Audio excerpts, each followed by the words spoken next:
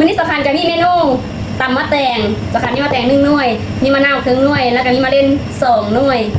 เพิ่นต้องการเลือกสำคัญที่ตำแตงเลือกทางที่สำคัญนี้มีโคกนี่มีซ่าสำคัญกับสีตำมะแตงมื้อนี้ไปเบิ่งกันเลยก่อนอื่นเหมือนเฮาก็มาเลาะมะแตงแล้วก็ย่ำมะแตงก่อนเนาะตอนนี้สำคัญกับเปาะมะแตงหน่วยที่เฮาจะตำในมือเปาะแล้วสำคัญเอาไปล้างน้ำแล้วก็มาย่ำเป็นเส้นตามที่เฮาต้องการเลยมักเส้นใหญ่เฮาก็เฮ็ดเส้นใหญ่มักเส้นน้อยก็เฮ็ดเส้นน้อยหลังจากสำคัญ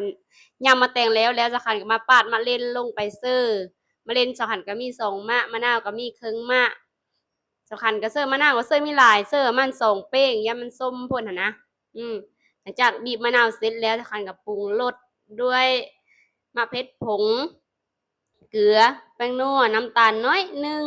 อันที่ขาดไม่ได้ก็คือน้ำซาอิ๋วเพราะสำคัญมีเสิร์ฟปลาแดะสำคัญซื้อน้ำซาอิ๋วหลังจากที่สำคัญปรุงไปปรุงมาแต่อันนี้คือแป้งนัวหลายก็มู่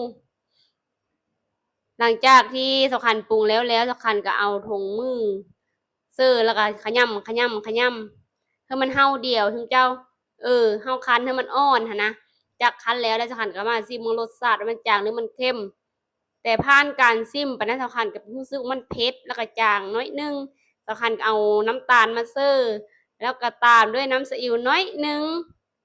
หลังจากนั้นสำคัญขยำต่อไปอีกบาทนึงเพื่อว่ามันเฮาเนื้อเฮาหนังแล้วสำคัญก็มาเอาเสิร์ฟจานเต็มกินได้เลยคลิปนี้ก็จบเพียงส่ำนี้คลิปหน้ามาเจอกันใหม่ขอขอบใจ FC ที่ติดตามมาจน